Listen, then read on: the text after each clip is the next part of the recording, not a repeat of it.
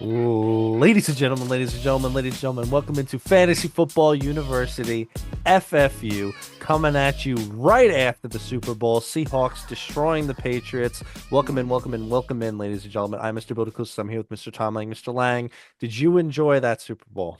I don't think anybody enjoyed the Super Bowl, to be honest. I It was did. not, I it did. was, yeah, I know you do. And honestly, I will say it was entertaining. A lot of people don't find it entertaining when not a lot of points are scored and stuff like that, but we anticipated it to be a low scoring event. Broken plays happened, bad offensive, turnovers happened, which, bolstered the score. It's a little scary, to see this Seahawks defense how strong they were. I think it was 90% of the plays they only had a four-man rush like they did all season. And the times where they had like, a cornerback or a linebacker blitz, it did not So turn well. effective. Yeah. Yeah, they're both teams are very, very well coached, and I will put that out there. Gonzalez looked fantastic covering JSN. I mean, he held him under the I think it was 7.5, which was his catches, his prop, and I took the under on that, so I'm happy about that. Um, the only one that I was really, really surprised about was Mr. MVP, Mr. Ken Glass Walker, just stealing the show. And I know we were talking actually on the side during the game. We were like, yeah, this kicker, Myers has to basically win MVP. He'll be the first MVP. But like, you also have to put in consideration, and a lot of people do feel like a certain way about Myers not winning it. But you have to put in consideration, like, how did they get down the field to get him into that range? And so, Sure. like, a guy that put up, 145 all-purpose yards, he was the only one that was really atypically, like, useful offensively through the game. Outside of Barner had some pretty good plays. But I don't think this changes anything in relevance to Ken Glass Walker next year. I think it just falls back into a 50-50 split. We'll get into that. That'll be real interesting how we do that. And but also, I'm not going to take credit away from Ken Walker No, because it yeah, did. It didn't just feel like the offensive line was dominating the Patriots' defensive line. It felt like Ken Walker was, you know, not a Herculean effort, but was making a lot of effort on his own to help get them down the field, missed tackles, etc. So he yeah. absolutely deserved it. But in reality, you can't give it to one person on the Seahawks defense. But the Seahawks defense won them that game, Oh really. yeah. I mean, they Drake May was, tippy toeing all day that game, that entire game. He didn't really start semi going until till to the fourth quarter. But at that point it was 19 nothing. It was too late. I did have a little hope. But all hope was lost when Well, they came back down. leading into the fourth quarter, the odds on the MVP were actually neck and neck between Walker and Myers because Myers at that point had hit four field goals, three of which were over 50, if I'm remembering. So Yeah. it's like at who you're going to give it to. Like you weren't going to give it to Darnold, obviously, given what was going on. Like it was like, and then the guy who took it back, like you could have picked any number of those guys on defense. So, Ken Walker rightfully deserved, and it'll be real interesting to see what we do with him next year. Um, on the I on don't the on the I don't betting think much side, changes. I was right. I took the Seahawks to cover and the under. Absolutely hit. Very, very, very happy about that. Additionally, Congratulations. I had a stupid 11 leg parlay that 10 legs hit. And the only leg that didn't hit was JSN over 50.5 yards. And that didn't hit. And partially because of the Christian Gonzalez treatment, like you mentioned there. Yeah. So He was a uh world beater. Christian Gonzalez, they just didn't have enough. They didn't have enough for the entire game to hold them. But again, if I will say this, if they were able to capitalize on some of those offensive plays and and keep Drake May clean, a couple of those plays, it could have been a different story. If you get Drake May going, things could have changed drastically. But the result is the result. Seahawks are, the Super Bowl champions. Congratulations to the Seahawks and they again. were And the best team. They were the yeah, best team all year. Like and I'm they so deserved it. happy for that over that I said they were going to win over 8 games this year. So it was Yeah. very nice, very I nice. point out the one that you got right on that. Yeah, it was a very I actually yeah, and as you alluded to earlier, I actually enjoyed the game, not just because I was rooting hard for the Seahawks, but I enjoyed the game because I actually admire chess matches and defensive struggles, having played or whatever. I can appreciate that in a way that maybe the casual viewer doesn't. So So I enjoyed it. What do you make of the whole media commentary about that the game deserves some sort of an asterisk because Drake May was injured the whole game or something? I mean, would you have said the same thing if Drake May lost the week prior to the Broncos and said they were playing Jarrett Stidham? I don't know. But apparently, the Patriots, according to the whole media anyway, the asterisk that they didn't play anybody and that they had an easy playoff schedule, that asterisk shouldn't have been there anyway. So yes, you're right. I'm calling out the media's hypocrisy on that. Yeah, So I think the just like it'd be like a Tom Brady situation or a Patrick Mahomes situation. If one of the quarterbacks was slightly injured or something like that, they would overplay the right. injury. If honestly, if he was that injured, do you think like and they were still in the game at some points, do you think that maybe coaching staff would maybe change up the play dynamic a little bit, go to what his strengths would have been to alleviate any type of issue? No, I honestly don't think that he was as injured as the media is portraying. It's a long season too, so injuries do accumulate over time. So I won't say you have to say every single player that played in that game was injured at some point, or was feeling something. So I think the media just tries to play a narrative, and I think that the players played and the better team won. I have to be consistent about how I say things too. Like I am one who I'm very I have a lot of reservations when I say that something has an asterisk on it. I'm very reserved with how I do that, but I do reserve that for when it's like overwhelming that there's some sort of a thing.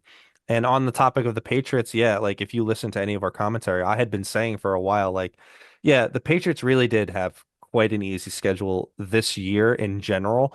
And yes, their playoff schedule was unbelievably easy with all the things that happened. Unbelievably with the 17 turnovers from CJ Stroud into the winter solstice game from Jared Stidham and all. I mean, it was very, very easy for them. That having been said, nobody could say they weren't a good team, and they got beat by a better team. That's exactly what happened. I So will say this, and I'll pull back the Bill narrative. If the Bills played the Patriots in an AFC I Championship, think the Bills the would have won that game. the Bills Yeah. would have won, and that game, I don't know if the Seahawks would have been able to contain a Josh Allen as nearly as much as they And were to contain. And if they were, Josh Allen would have made some sort of comeback. maybe. I just think maybe. I mean, we had picked the Bills. Like it felt like Josh Allen was going to will him his way into a Super Bowl, but maybe not. Sometimes fairy tale endings don't happen. Maybe the Yeah, Seahawks win either way. I honestly felt like the Seahawks were the best team in NFL this year. So, you could slice it up any other way. So, yeah. congratulations to the Seahawks. And also, congratulations to Mr. Matthew Stafford winning That's MVP. right. But Ray, we There didn't was mention that. there was a lot of other players that won their awards and whatnot. And congratulations to all those. But the one big thing that we were talking about last week was Puka Nacua, and can he return to the same status as he was this past year? And honestly, with Matthew Stafford back, yes, Puka Nacua is a top 5 pick next year. I mean, it's just Sure. it's inevitable. I honestly think that he will probably be ahead of whatchamacallit, Jamar Chase. Jamar Chase, but I won't pick him ahead of Jamar Chase. That'll But be I a do fun think that argument. there's a possibility that he can be the number one receiver off the board next year. Wanted to ask you about this too on the MVP thing. So, I'm not going to fault anybody who voted for Drake May over Stafford. Fine. But what about the people who voted for Justin Herbert? What was that? Like what was that whole situation? I it wasn't anything really to that I actually paid attention to, so I don't think it was really Oh. much. Oh well then let me enlighten. Honestly, I know I know. I mean, like I do think that he had a great, fantastic comeback season as well too, because he's always been his seasons have been progressing, and they honestly they have been getting a lot better with Mr. Harbaugh back there as well too as coach. So I don't think he earned a vote, just like I don't believe that Shador earned votes to be in the Pro Bowl. Oh, I think Um, he earned votes. We'll get to that. But not from he earned votes from people who why they voted for him. We'll get to that when we get to the controversial episode. But for anybody to have voted for Justin Herbert over Matt Stafford this year, 46 touchdowns on top of the first or second best record in the NFC, or Drake May, first or second best record in the AFC. it could have been Like, come on. because of maybe it was Madison Beers publicist or something like that. That's an NFL person that votes. I saw on a media outlet one person defending it, and they had a discussion, which is a larger issue about most valuable player and what does the word valuable mean to your team. And I think we've already established that the MVP of a league or of a thing is always the best player. It doesn't mean what would happen if that, like who's the most valuable for your team. It's always who performed the best over the course of time. Yeah. So like we've already established that that's what it is. Let's not have a debate over what the definition of a word is at that point. So I thought that was ridiculous, and it was a way for them not to declare Matt Stafford over. I think that's what it was, a way for them to not declare Matt Stafford over Drake May. But Matt Stafford wins. I was happy about that. We knew most of the other guys who were going to win. Tet McMillan and Coach of the Year was Vrabel, etc. Yeah. So And uh, there's massive controversy starting in Cleveland, like there normally is. And David Njoku is uh, announcing that he will not be in Cleveland next year. So well, but we feel good about Fannin. So it'll be interesting to see how we rank him. I I mean, when you got a quarter, a prestigious quarterback of Shador Sanders throwing the ball, I you know, wonder how a, many I wonder a how many rookie Pro Bowler. Yeah, I mean, who wouldn't be excited for Fanta next year? I wonder how many little like, little pebbles we could throw on that before we fully break that down. By the We're way, just gonna keep throwing that sprinkle, that dust glitter all over the place. well, I'm excited to talk about we at least have another episode too before we drop that bombshell. Yeah, But so we'll continue to keep yeah, we'll continue. sprinkles Yeah, going. we'll sort of to get the fire going. Another piece of news that, I know you're going to get into some Sure. other topics, but I did see that basically they were talking about Kirk Cousins expecting to be cut when the new year starts. Yes. Even though today I saw there was news that they haven't made a decision who's basically going to be the quarterback, but they've already made a decision that they're going to cut Kirk Cousins. So maybe they cut him. I don't know how that even works with his guaranteed money. I'm not sure. Maybe it's most of it is void. Maybe on the second year of the deal, the rest of it can be voided after that. I'm not sure. I would They got have to to pay look him into. something. They guaranteed a lot of money there. But I know that Um, for the sake of what I think about my awful, awful football team, I think Kirk Cousins going to the Jets is the best option because I don't want any Jets fan or any owner to get the false idea of whoever they get as their quarterback is their long-term answer. For example, I don't want them doing anything to get Kyler because Kyler's going to fool them into thinking that they don't have to take a quarterback next year when they Well, let should me be tell you taking something. Archie Manning, Let me tell you right? something. Your two quarterbacks of next year is going to be Justin Fields and Kyler Murray. I don't. Justin Fields is fine because there'll be no aspirations for the following year. So, like, if it's Kyler, he's going to fool them, and I know that they're going to It's gonna mess be it up. Justin Fields and Kyler Murray. Ugh, ugh. By the way, I did some preliminary looking at bets for next year for football. You want to know who the has the absolute worst odds at the Super Bowl next year? It's Who? the New York Football Jets. So there you Yeah. go. It's going Well, to be a bad year next year, the New York guys. Football Giants have a lot to prove moving You forward. guys got to get healthy first. Guys got to Uh, get healthy. We'll be all right. Yeah, we'll get into that.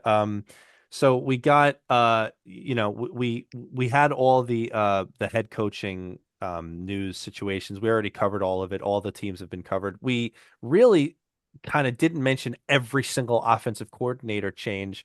We could, but we tried to cover the most relevant ones. To put it in perspective, you want to know how many offensive coordinator changes happened this year? How about 21? 21. And so the last one to get filled was actually just my New York Jets.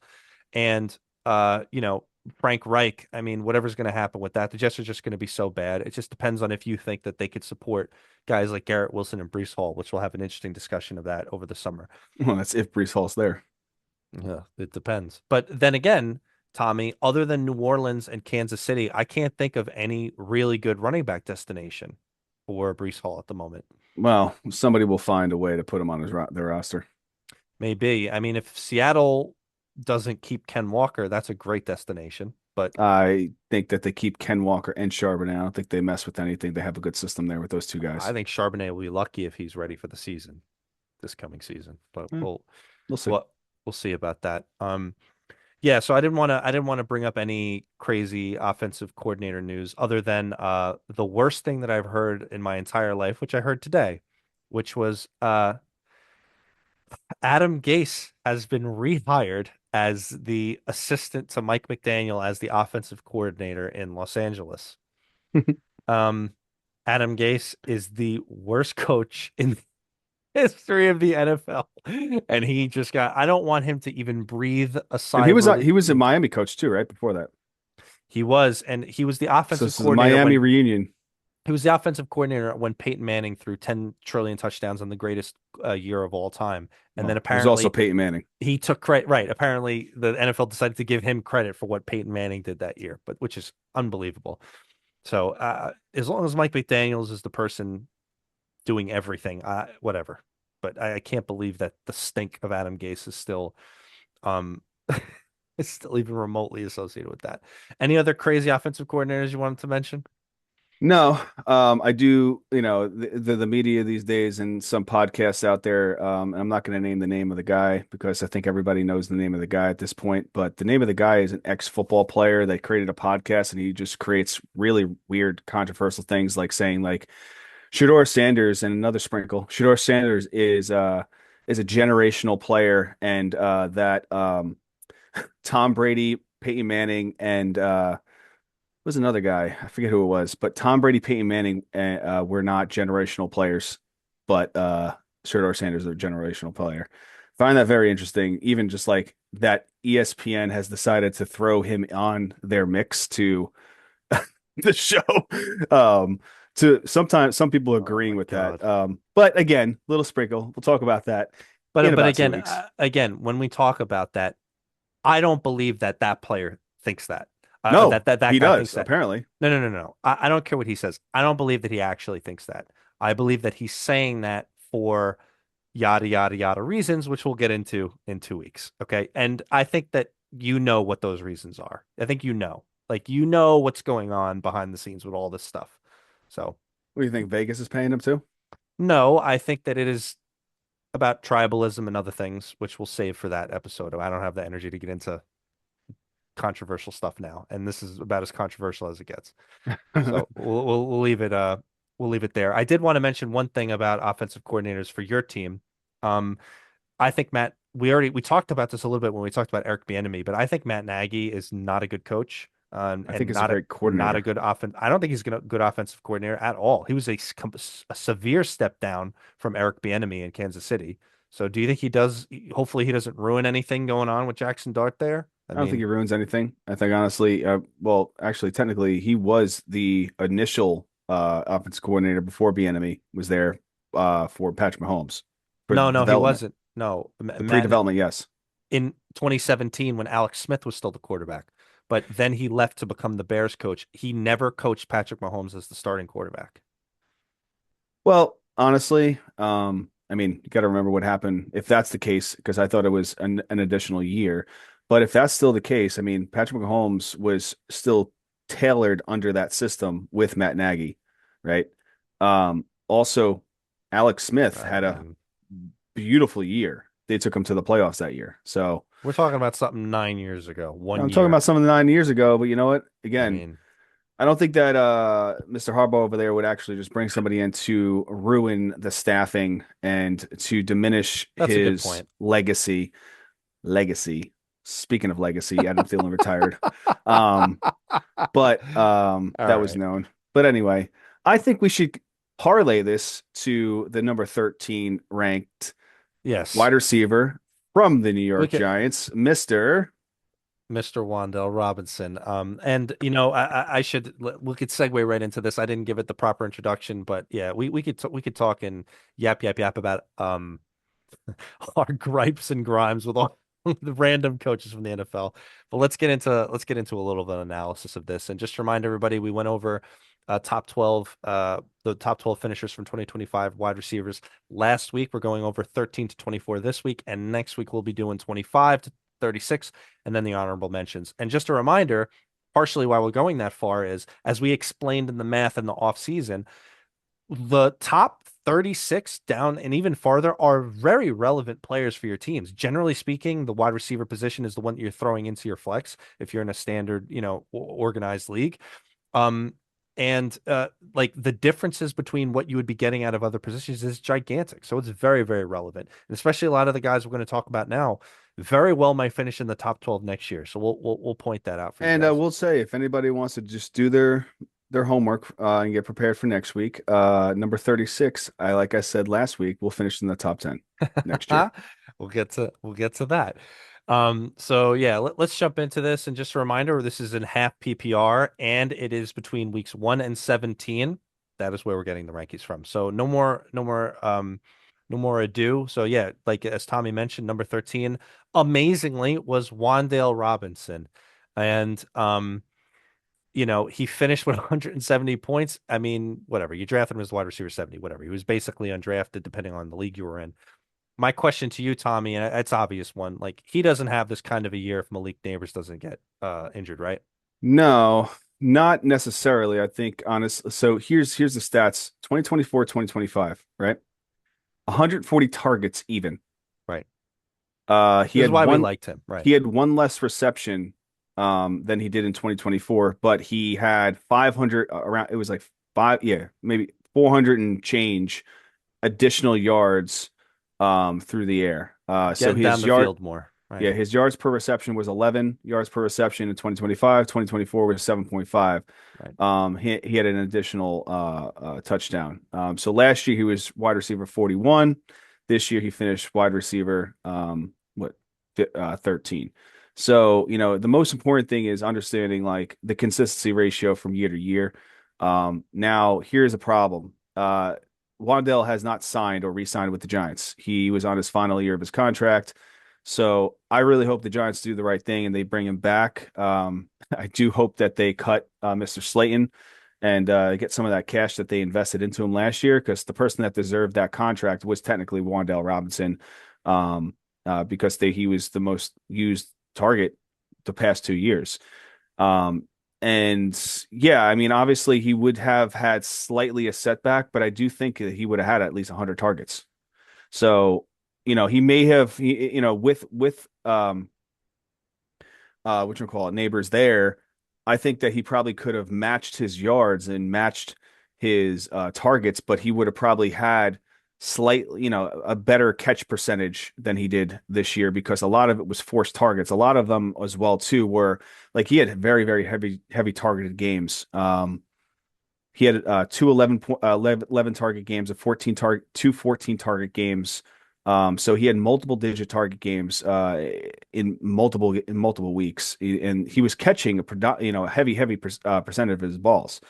Um, Now some of the games, like there wasn't massive yardage. He was basically utilized like in his 2023 season in some of these games, but the majority of them were very very nice.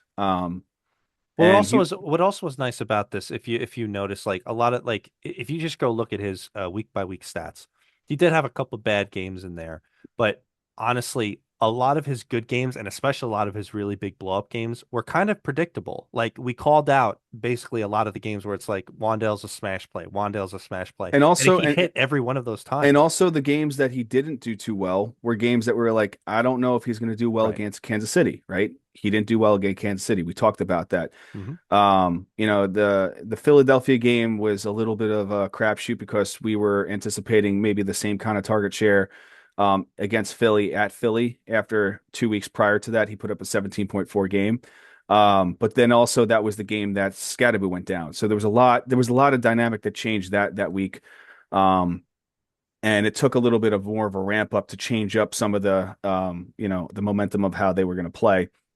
But then he didn't, he basically had some lighter weeks, back to back to back, and then he blew up again against Detroit.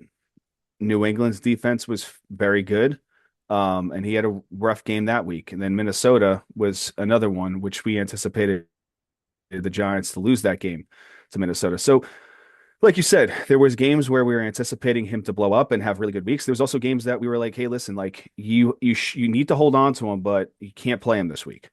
So you got to give him credit. This is a massive year for him. This might be the Hopefully, best year that he'll ever have. I mean, yeah. I I don't know it's think sad to say it like that. It doesn't mean yeah. he's not going to be fantasy relevant, but No, I think he is going to be a very good wide receiver 3 and flex play moving forward, yes. depending on situation, right? If he gets back with the Giants, I think that he is what I just said.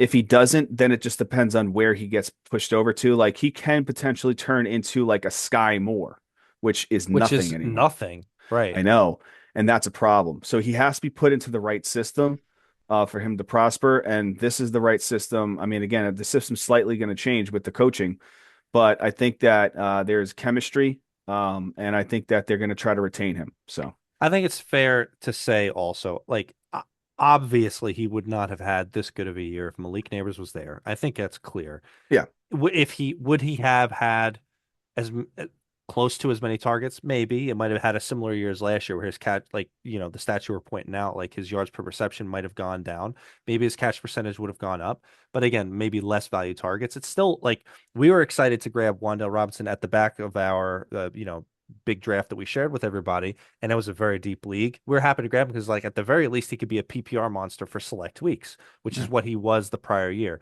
And this year, it just turned out better than that, basically because Malik Neighbors went down.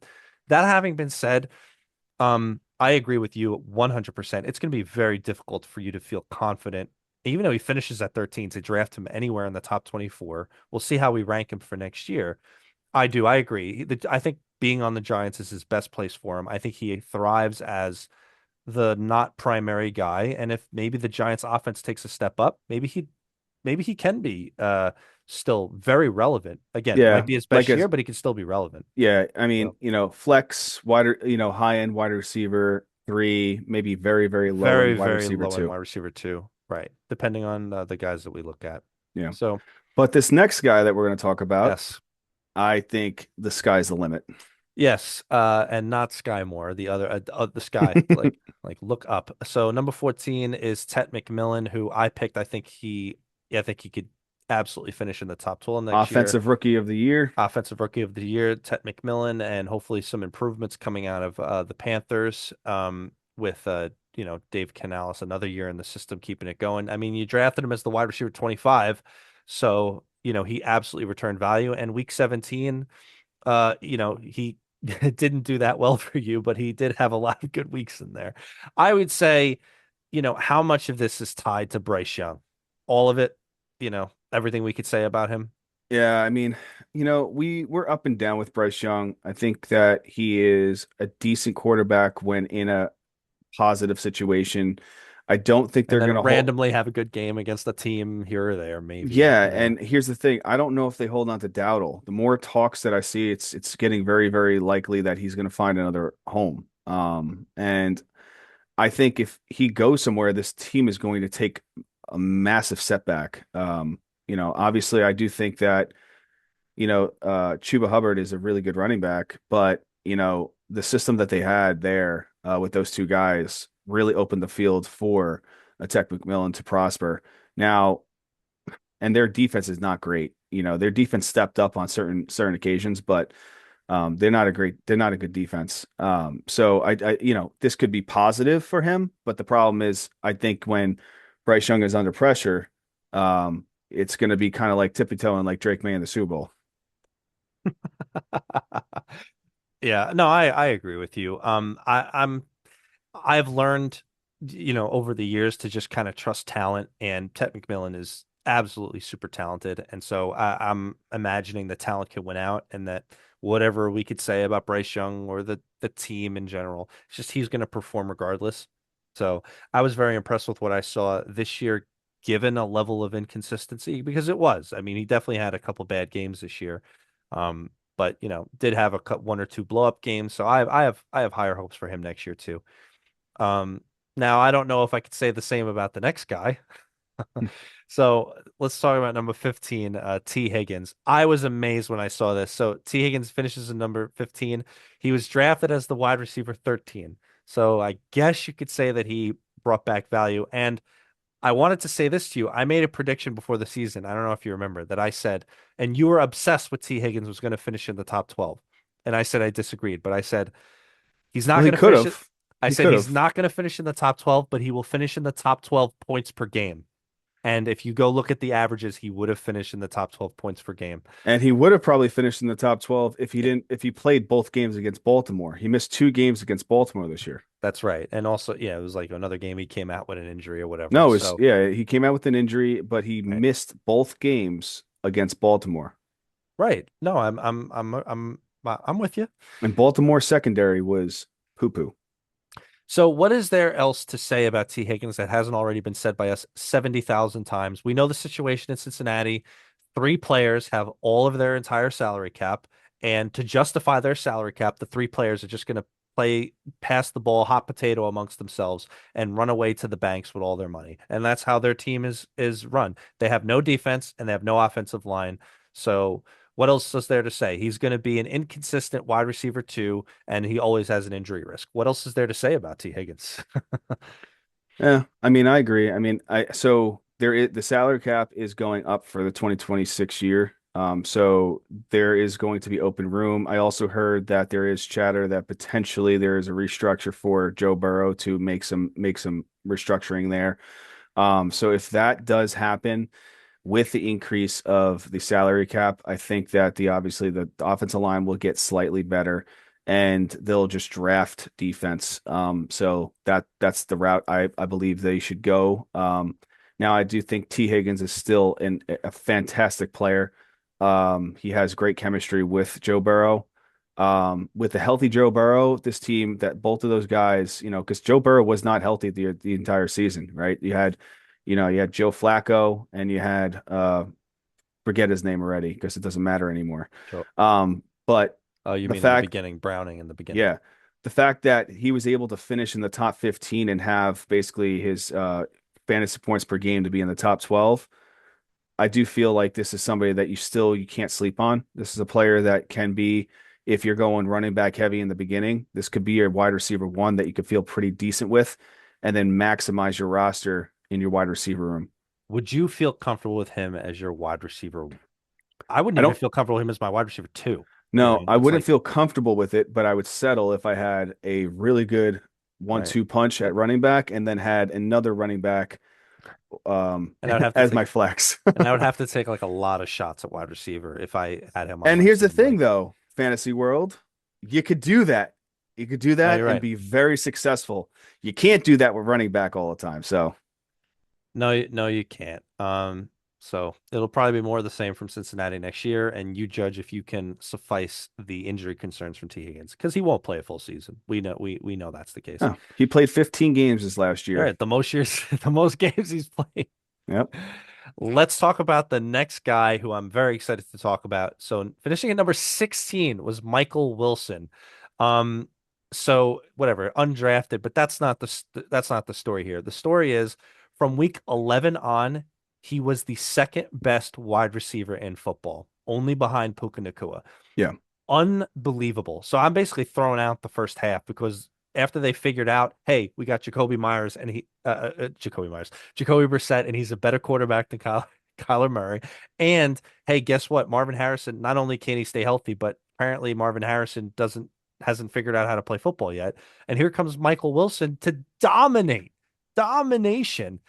Now, I wanted to ask you this.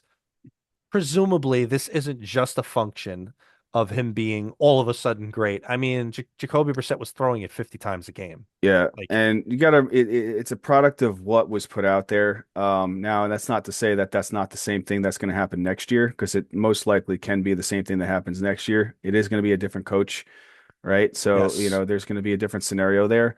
But I do believe that, it is a product of what is to come. That's not to say that I think Michael Wilson is going to prosper like he did this year. Obviously, Marvin Harrison, I think he's going to have a nice third year. I think that he's somebody that, is going to be slept on, and people are going to Absolutely. draft Michael Wilson. But the thing that I believe Michael Wilson is, he's a better version of a Jawan Jennings. And Jawan Jennings, yeah, he had a good What a year, comp. right? I think he had a good year, but it's the same thing that happened last year. Jawan Jennings had a decent year this year, right? He did have a good year. He Yeah, had a good year. I know you're reluctant to throw that out, but he absolutely had a good year He had a this year. good year, but the thing is, it's not what you paid for him. Like Jawan Jennings finished number 31. It's not what you paid for him when you drafted him. There obviously was a lot of We'll talk injuries, about him. He was and I drafted know as we'll the wide talk about receiver him next week. 44, so he paid. But I do think that Michael Wilson is going to be overdrafted, and he's going to be Oof. he's going to be underperforming next year because you will have a lot of options to throw to on that Cardinals offense healthy. I have a And feeling I don't, not to interrupt honestly, you. Oh, just sorry, go sorry, ahead. Michael Wilson, like you said, didn't really start capping off and popping off until week 11. He had opportunity before that, and it just didn't work out. They were throwing the ball 1,000 times. The week that he popped off, he had 18 targets. Then he Yeah. had 15 targets. Like, so that's not normal football. Like, that's not normal. And that's not going to be a consistent thing that's going to happen week in, week out next year. Probably not. But I do take umbrage with what you said before that you think he's going to be overdrafted and therefore underperform. You know, the fantasy community, man. People are obsessed with names and people are obsessed with pedigree slash draft capital and potential.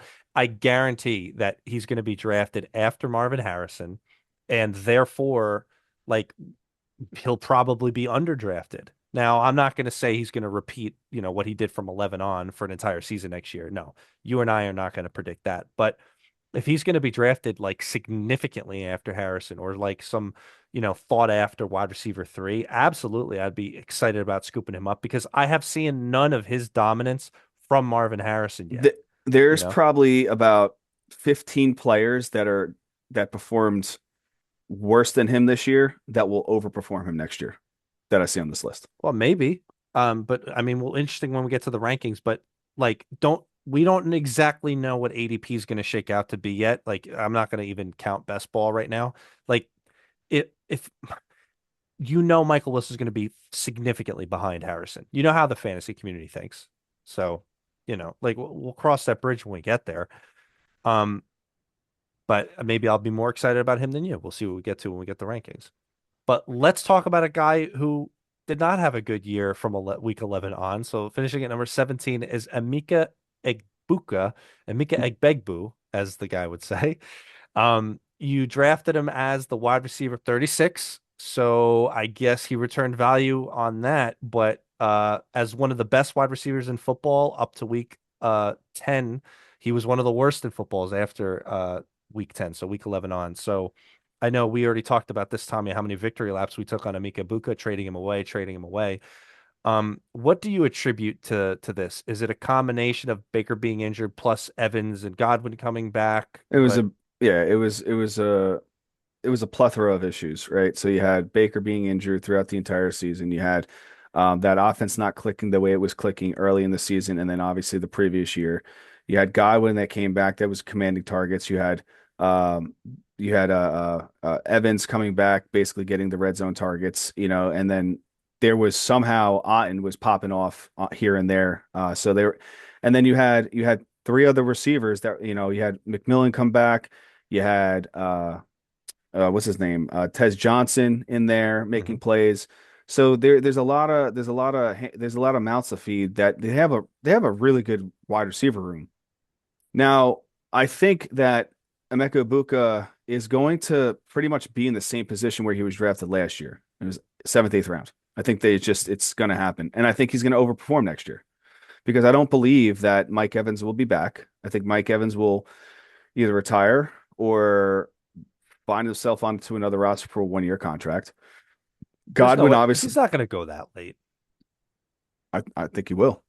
I think the fantasy community, I don't know. I think I think his season balanced out to what, people are, the ADPs are basically going to be afraid to draft him based on the situation of how much talent there is in that room. Um, I have a feeling he's going to go. His ADP is going to be somewhere in the third round. And then the people, when they get to him, are going to be like, should I, like, they're going to be trepidatious. Should I take him? And then maybe he might fall to the fourth, in which case people can, like, he's not going to make it past the end of the third. I don't think it's going to be hard for people to pass on that. It's well, too there's a much lot of promise. talent. There's a lot of talent, and there's, depending on obviously the teams that are in the draft, maybe in a 10-man league, you could see him in the third round, but I just don't see it happening. Maybe, maybe not. I mean, would you feel comfortable with him as your wide receiver too? Mm. I think that I think he's going to finish as a wide receiver too next year. I think Sure. he's going to finish where he is. He's going to have some really tremendous weeks too. He's a fantastic talent. Um, it just depends on the situation of who's on that roster. I mean, we'll find out soon enough. I mean, we'll find out probably, but by free Because agency. if So you look at it, if you look at his play, I mean, he's very, very quick, very speedy, great with his routes. Um, he's literally the same player as Chris Godwin. You don't need two Chris Godwins out there, and Chris Godwin's gonna be healthy next year. that's true, and we're a pro Chris Godwin show here. Yep. Yeah. It'll be interesting how to see how ADP starts looking. But Baker can spread the ball, so Yeah. Let's talk about the next guy.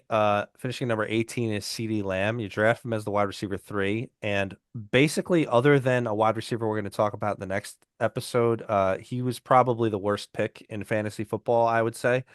For wide receivers, that is. Now, his average, is, commensurate with a top 12 wide receiver. This is what you'd expect from him. He just couldn't get out the way of injuries this year. And honestly, though, Tommy, I personally think maybe it was just an injury thing. I don't think CeeDee Lamb really looked the way that he should have looked. I think he might be taking a slight step back, and I'm sure maybe he'll hear this and then be like, "Oh, watch me prove him wrong." yeah, I'm Uh, sure he'll hear you. But yeah, yeah, no, I think honestly, he you're technically gonna hear missed me. 3 games, but I would in technicality he missed 4 games. The Sure. Chicago game, he was at 9% snap percentage, but 0 targets, 0 receptions, and he got injured that game. And then basically Green Bay, New York Jets, Carolina, those Jets and Carolina could have been massive games for his points. So that could have obviously put him up to another tier. But again, the situation against Washington wasn't great in week 17. I mean, he had I 10 was gonna targets for 5 receptions. say he really failed you in the playoffs, Well, really. no, the big issue this year was a touchdown regression. Yep. And you had a lot of mouths to feed on that offense for the touchdowns. In his best year, which was technically 2023, he had 12 touchdowns. He is a player that will capitalize off the touchdowns. The year after that, 2024, he had 15. He missed 2 games out of the 15. He played 15 games. He finished number 8 there. Like I said, I do think that if he played a full season, and technically, like I said, it said 14 games he played, but technically he played 13 games. He should have finished as a high end wide receiver too. Which kind of like that's where he did finish in a sense. But I do think that uh, you know, they are going to. It looks like they're going to franchise tag what's his name? George Pickens, and it's going to be the same offense. And I think that it's the problem that I saw with CD was that his snap percentage was a lot lower. Like he was in the 80 percentile majority of the games that he played, and that's not normal for him. He's normally a 90, 92, 93% snap share. So snap percentage. So the injury bug really hurt him this year, and he wasn't 100%. I think going into next year, it'll be a different game. No, it'll be a different game. You might remember we were talking about this last week about how some people just remain name captured by people. And so, names like Jamar Chase and CeeDee Lamb will likely always be at the top of the draft because of the names that they have. But we brought it up within the context of JSN. I mean, could you still justify taking CeeDee Lamb over JSN just because it's CeeDee Lamb? I mean, that's a difficult argument to continue to have just for a name, you know? Yeah, I mean, I don't know. We'll get to that when we get to rankings, yeah, But but I will say, if I was put in that position and had JSN and CD Lamb, I still might go CD Lamb. okay. Okay. It's I want to see, one's on the up, one's on I the want to down. see it consecutive years on the same team for Sam Darnold before I could go. JSN is a stud. With Sam Darnold. Yeah. Okay, Sam Darnold had a great year with Justin Jefferson, and now he just had a great year with JSN. I mean, Okay. But again, I want all to see right. it consecutive years on the same roster. We'll Okay. see. And I honestly, like I said, I do believe that that Shaheed is basically going to start seeing more target You're such a opportunity. Shaheed guy. I'm not though. I never really actually owned him in fantasy football on my rosters. I just think that he's a nice flyer, and I think that that offense is going to utilize it and capitalize on it. He'll have a full offseason with the team, and he'll be put into it more than just a special teams kick returner. Maybe, but that doesn't necessarily mean we have to take away from, JSN. I mean, Cooper Cup had a decent enough year, so I don't know. Yeah, I don't know. okay. We'll see. We'll see how we rank them up. Let's talk about the next guy who I'm interested to talk about this. Finishing at number 19 Yeah, is Jalen Waddle. You drafted him as the wide receiver 30, so he absolutely returned value. Here's the deal with Jalen Waddle. From all the way up until week 10, one of the best wide receivers in football. After that, here's another one. It's like just like a tale of two. From weeks 11 through week 17, he had one good game. One. Now, I completely attribute this to a failure of Tua Tagovailoa to be able to get the ball down the field anymore for various different reasons. It was painful watching the Dolphins. yeah, So they basically just gave Devon Achane all the work. That having been said, I'm not going to ignore what happened in the first half of the year, especially considering when after Tyreek Hill went down, Jalen Waddle just was so consistent throughout that yeah. point of the season. I don't know how confident I'm going to be in him next year. Especially with the departure of Mike McDaniel, their new coach is a defensive minded guy. Maybe that could work out for them, but if they remain with Tua, I don't know. I'm not going to be as bullish as I was this offseason, partially because of where he went. I mean, if he's going in like the 30s or 40s, I guess that's worth a shot, right? Yeah, I mean, he's going to be going, you know, a little bit later than he was drafted this year, I think. You think? Yeah. If you draft him as a wide receiver 3, is that a shot you would take? I think he may be a wide receiver four Yeah. perspective. And I think that that would be a really nice shot right there. Um, I don't think that he's going to perform within I don't think he's going to finish as a wide receiver two, just depending on situation, right? Like if Tyreek Hill comes back, he's healthy. If Jalen Waddle's there with a good quarterback situation and Devon Achane stays healthy throughout an entire season and performs the way he did this year, then yeah, he has a shot to basically capitalize, be a wide receiver too. But I just think that, safety wise, I think he's going to be low end wide receiver 3, 4. That's where I would draft him next year. Um, but can he overproduce that? 100%, because we know what kind of talent he is. Now, do I feel that it's a product of, him and Tua? That is a possibility because they played college ball together, so they have the chemistry prior to. College Um, connection. There it is. the college connection comes in play when you play on the same pro team, and especially when the players are actually good. I always liked Jalen Waddle. I just didn't see it happening this year, and I think that he basically profited off of Tyreek Hill getting injured. Um, so I think that's because he is a speedy guy as well too. So it just depends on the situation, what happens in the quarterback room. Because Mr. Ears is not going to be the end all be all over there. Hey, you watch your mouth about QE there. Let's talk about the next guy. Finishing at number 20 is Stefon Diggs. You drafted him as the wide receiver 40. He absolutely returned value there. And throughout the year, I mean, to some degree, it was a bit of a roulette with most of the pass catchers in New England, Yeah. but we always felt the most confident in Diggs.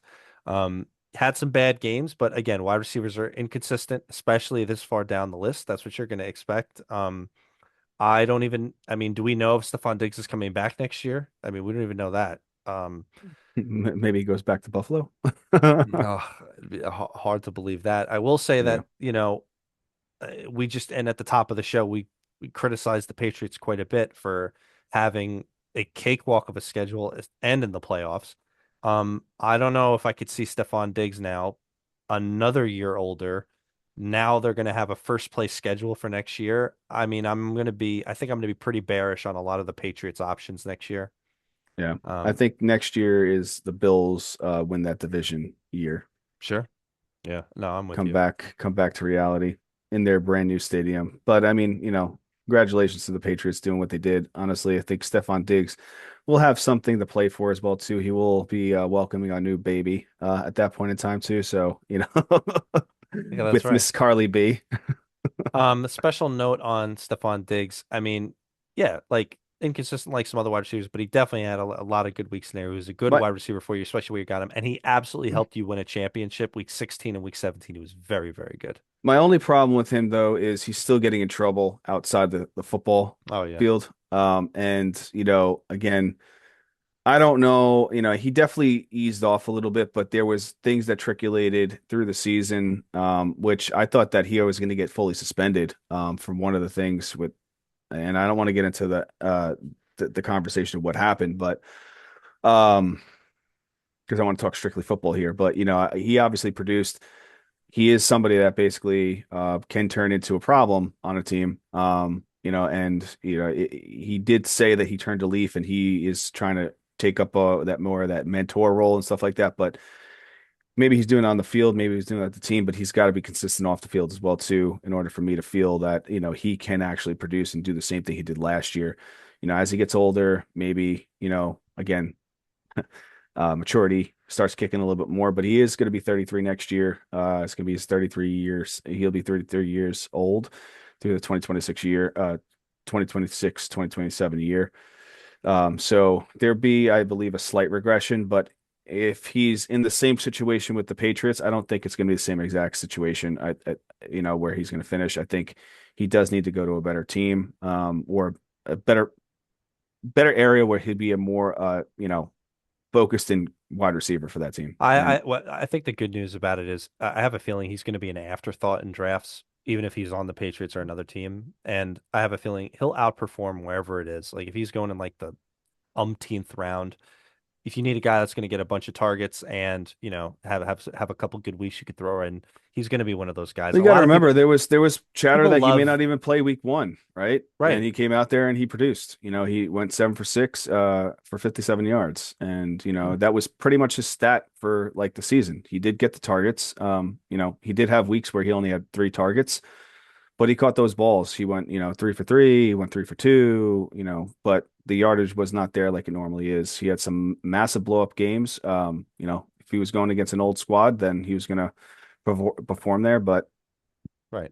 just the thing is, he needs to be in a good situation in order for him to prosper and to do the same thing he did last year. Yeah, I'm just making, well, he's not going to do the same thing as last year. It's another year older. It's going to be nothing but downhill. I'm just bringing up the point that he could perform a little bit worse and still be a gigantic value because, like we pointed out with like, it's reasons why we think guys like Emeka Egbuka might be overdrafted because young and exciting versus, old veteran. Like it's just people are less likely on the ADP on your ADP boards to be able to invest that much. Like if he's laying around in the 13th round or something, that's a better shot than, rando guy you could possibly take. So Yeah. keep an eye on that. We'll keep an eye on that for next year. Let's talk about number 21, Michael Pittman. I was amazed he finished this high. You drafted him as the wide receiver 47, so he returned value. He returned value there. But if you remember, the whole trepidation we had with him and with every other Indianapolis wide receiver was whatever the heck was going on with, Daniel Jones, who we didn't have confidence necessarily at the time, Anthony Richardson, whatever was going on at quarterback, and we just didn't feel that good about it. But Michael Pittman was very good while Daniel Jones was at his peak. There's no way around it. So my question to you is, how confident are you going to be in the Indianapolis pass catchers when Daniel Jones comes back? Is Daniel Jones going to be 100% healthy? What's your view on this? Well, so from week 1 through 14, when Daniel Jones was playing, Michael Pittman was the number 8 wide receiver. That's right. So he was a top 12 wide receiver. Having said that, when he got taken out, um, he obviously finished where he finished. So he saw a slight regression, and well, massive regression. But yeah, I mean, I feel really good about Michael Pittman next year if Daniel Jones comes back in and he has a comeback tour, right? So that's the only scenario that I believe that he'll basically come back and come back ahead. He is going to be 29 next year, so he is at, that wide receiver kind of threshold where it's going to, you either prosper, you continue to prosper, or you start declining. I think this is an opportunity for him to continue. They have some good options on the side with Pierce and Downs, and I think he is going to be the primary guy on top of obviously having a fantastic tight end over there as well too, who's going to be a really, really great asset years to come for that team. So I think Pittman is going to be a really good play. He's going to be underdrafted and is going to overperform. Okay. I imagine that's going to be the case because, ain't nobody going to have any answers on the quarterback situation. And, there's trepidation there. But I agree with that. Yeah. Um, and yeah, I do like Alec Pierce as much as you do too. So it'll be interesting to see for next year. Let's talk about the next guy. I can't wait to talk about this. Finishing at number 22 is DK Metcalf. It actually felt worse than what it was with DK too. So you drafted him as the wide receiver 20. Uh, he missed that last game because of the punching the fan incident. Let's say he finishes that game with a normal score and he finishes the wide receiver 20. So ish, he finishes as the wide receiver 20, you draft him as wide receiver 20, whatever it is. Do you think he had a good season for where you drafted him, or do you think he had a bad season? For where you drafted him, it was okay. Yeah. Um, All right.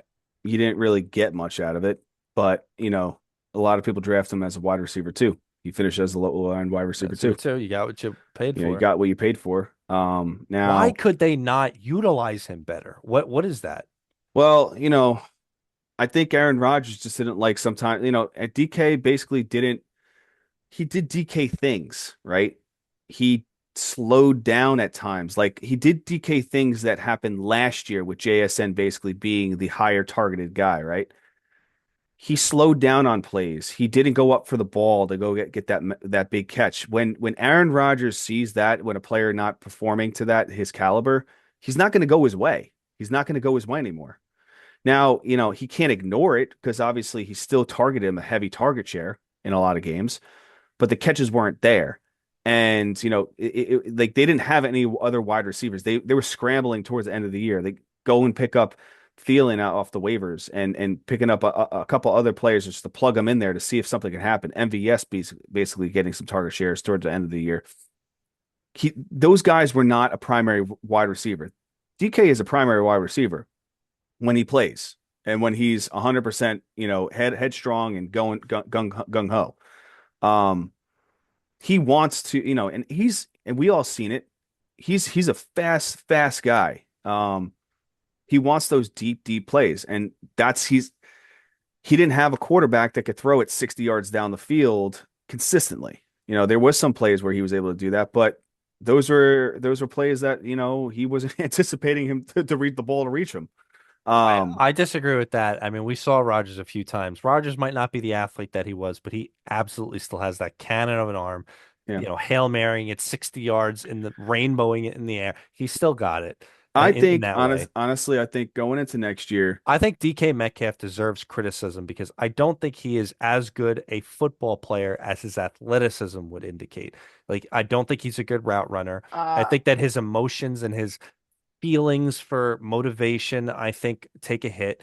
And like, these plays where he's not going 100% on, like, you could never say that about a guy like JSN yeah, or no. Puka Nakua. You I could, I will say this: if Aaron Rodgers comes back, because Mike McCarthy is the head coach over there now, I believe my Aaron Rodgers comes back for one last ride, with his old coach from Green Bay in the black and gold, Steeler nation over there, and DK comes back, and I think it's an uphill year for him. I don't think it's going to be such an uphill battle for him. I think he's going to still see the same target share, but I think he's going to make do with what he gets.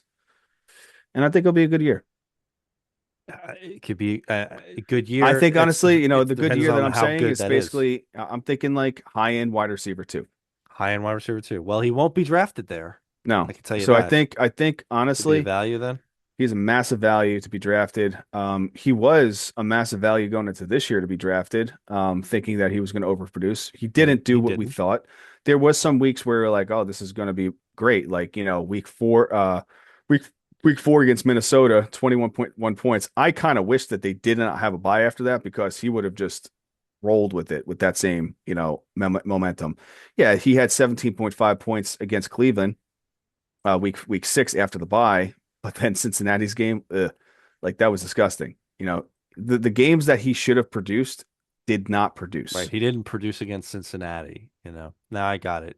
Like maybe other things went on, but it's just we'll see. We'll see where ADP is. I might not be as high as you. I mean, we'll get to that when we get to the rankings for next year. I He'll be drafted as just a want wide him to be receiver. better, you He'll know. be drafted as a wide receiver 3 next year, but he'll Mhm. finish as a wide receiver 2. Okay. Okay. We'll see about that. Let's talk about the next guy, Mr.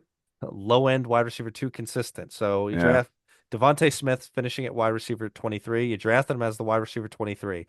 We knew Devontae It's Smith, just, extremely low end wide receiver two, very high end wide receiver three. That's who he is. that's That's who he is. exactly what he is.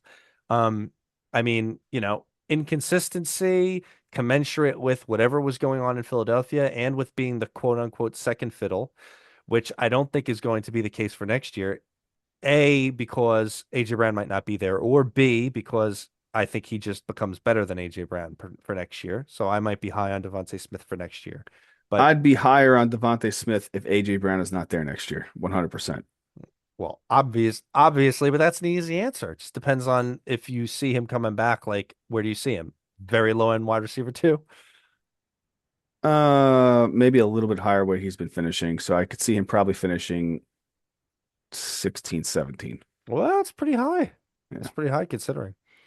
So yeah, that's what he is. And you and I can have a debate at some point in the offseason about whether you think Jalen Hurts is a good quarterback or isn't. I know you have strong feelings about that. We'll get to that. He's a tush push kind of guy. We'll see. I might have differing opinions. Let's finish this up. Let's talk about the last guy. Finishing at number 24 somehow is Drake London, even missing 5 different games. You draft him as wide receiver 9, so strictly on that criteria, he didn't return value, but his points per game was right up there. So he would have Yeah. been good for the games you had him. And honestly, I think it'd be even better. Like you shouldn't have. I don't think Drake London should have came back for week 16 and 17. It No. was irrelevant at that point. So I'm not even counting that. I don't even know if I played him week 16. I had him in one league. So he's great and he was better with Kirk Cousins. So now Kirk Cousins is cut from the team and it's just Not Michael yet. Not or yet. he's about to be cut from the team. Um, so if it's going to be Michael Penix, I'm going to be a little bit more bearish than kind of, let's say, I don't know if I'm how dicey I'm going to be about having him as a wide receiver one. Maybe I'll feel a little bit better about it if I start to see some progress, but you're not going to know that during draft season. Let's imagine it's Penix. How do you feel about Drake London next year? I mean, he performed with Michael Penix. Uh, Well, he performed in a sense where he was getting targets, right? okay. So like the only bad game that he had when Michael Penix had with him was against Minnesota, and then San Francisco. Actually, yeah, just Minnesota with the targets. How many good games did he have with Penix? Penix went down week. What was it? Week 14? No, Penix went down earlier than that. What? Um, Find out what yeah, week I'll that check was. that while you talk about it. Yeah. So let's just say this, right? Uh, week 1 through week 11 before he got injured, fully injured, because he did get injured and he was out against Miami. Um, week 1 through that, basically he had Michael Penix went down during week 11 of the season. okay. Mhm. So and then basically Drake London was out week 12, 13, 14, 15, 16, 12, 13, 14, 15, and then he came back week 16. Right, but Michael Penix, as far as I remember, he was benched. So yeah, I'll keep talking about that. Sorry. Okay. So week 1, 15 targets. Week 2 against Minnesota, 4 targets. Week 3, 8 targets. Week 4, 10 targets. Week 5, bye. Week 6, 16 targets. Week 7, 10 targets. Week 8 out. Week 9, 14 targets. Week 10, 8 targets. Week Okay. 11, 9 targets. All right. So Michael Penix was benched in week 7, and so Kirk Cousins took over in week 8, and then he fully took over in week 11. So week Okay. 8 was a Kirk Cousins game. I think he is going to receive his targets. Okay. And it just matters what he does with his targets. I don't think he's a massive yards guy with any of those quarterbacks back there, because he's not the most elusive, the speediest wide receiver. He's a really good wide receiver that will go up and make a play, And he's a really good wide receiver that is going to need to get in the end zone to prosper for your fantasy team. But I will say you cannot sleep on those targets. Doesn't matter what the quarterback is. He got double-digit targets in one, two, three, four, five out of those 10 games. You can't sleep on that. 50% of them were double digits, and the other ones were four out of 4 to 5 were almost double digit games. So you can't sleep on that. He was productive with what he received. And I think that he is somebody that is going to be underdrafted next year based on the quarterback situation, and he will be close to wide receiver one numbers next year. Yeah, I think that I hold your sentiments.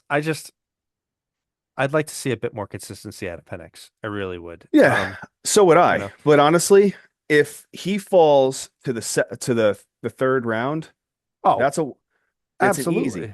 absolutely. It's The going to be question is, are tough. you okay having him as your wide receiver one? I wasn't okay to have him as my wide receiver one this year, going into the year, knowing that he was going to receive those targets.